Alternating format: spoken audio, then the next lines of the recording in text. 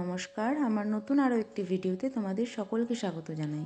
গাজরের হালুয়া তো তোমরা সবাই কম বেশি খেয়েছো। আজকে আমি তোমাদের সাথে যে রেসিপিটা শেয়ার করব সেটা হলো গাজরের পায়েস।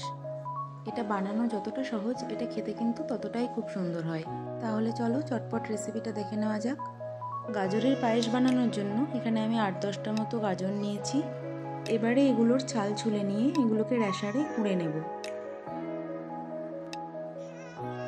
গাজরগুলো সব কোড়ানো হয়ে গেছে। এবারে এটাকে আমি ভাপিয়ে নেব। এর জন্য কড়াইয়ে আমি জল দিয়ে দিচ্ছি।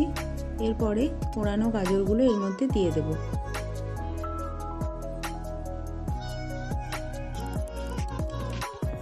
জলটা ভালোভাবে ফুটে গেলে এবারে এটা একটা ঝুড়ির মধ্যে ঢেলে ঠান্ডা জল দিয়ে ভালো করে ধুয়ে নেব। ধুয়ে নেওয়ার পর খুব ভালোভাবে এটার জলটা ঝরাতে হবে। তার জন্য এখানে হাত দিয়ে আমি চিপে জলটা ভালোভাবে বার করে নিচ্ছি। এখানে আমি ভয়েস ওভার দিচ্ছি, কিন্তু এই গোটা রেসিপিটা কিন্তু মা নিজে নিজে করেছে আর নিজে ভিডিওটাও করেছে। তো তোমরা সবাই পুরো ভিডিওটা দেখার পর জানিও যে কেমন হয়েছে। এখানে কড়াইয়ে আমি 3 চামচ মতো ঘি নিয়েছি। ঘিটা একটু গরম হলে তারপরে কাজু বাদামগুলোকে এর মধ্যে দিয়ে ভালোভাবে ভেজে নিতে হবে।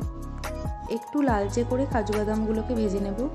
আমি এখানে কিশমিশ দিয়ে করিনি, কিন্তু তোমরা চাইলে কিশমিশটা অ্যাড করতে পারো। এবারে তখন যে গাজরটাকে জল ঝরিয়ে রেখেছিলাম, এবার সেটাকে আমি এই ঘিয়ের ওপর দিয়ে দিচ্ছি। দেওয়ার পর খুব ভালোভাবে এটাকে ভেজে নিতে হবে। আমি এখানে প্রায় 3-4 মিনিট ধরে গাজরগুলোকে ভেজে নিয়েছি। খুব ভালোভাবে লালচে করে ভেজে নেব, যাতে গাজরের গন্ধটা পুরোপুরি চলে যায়। গাজরটা ভাজা হয়ে গেছে। এবারে এটাকে একটা বাটির মধ্যে নামিয়ে রাখলাম। এবারে কড়াইয়ে দুধ নিয়ে সেটাকে খুব ভালোভাবে জাল করে নিতে হবে। যে কোনো পায়েসেই যদি মিষ্টির জন্য নকুলদানা বা বাতাসা ব্যবহার করা হয়, তাহলে সেই পায়েসের স্বাদটা আরও সুন্দর হয়। তাই আমি এখানে নকুলদানা ব্যবহার করেছি। তোমরা চাইলে চিনি দিয়েও করতে পারো। এবারে অন্য একটা পাত্রে অল্প পরিমাণে দুধ নিয়ে সেটাকে গরম করে তার মধ্যে গুঁড়ো দুধ দিয়ে এটাকে গুলিয়ে রাখছি। তখন কড়াইয়ের মধ্যে যে দুধটা জাল করতে দিয়েছিলাম তার মধ্যে এবার ভেজে রাখা গাজর আর কাজুগুলো দিয়ে দিলাম। এরপর তখন যে গুঁড়ো দুধটা গুলিয়ে রেখেছিলাম ওটাকে এর মধ্যে দিয়ে দিচ্ছি।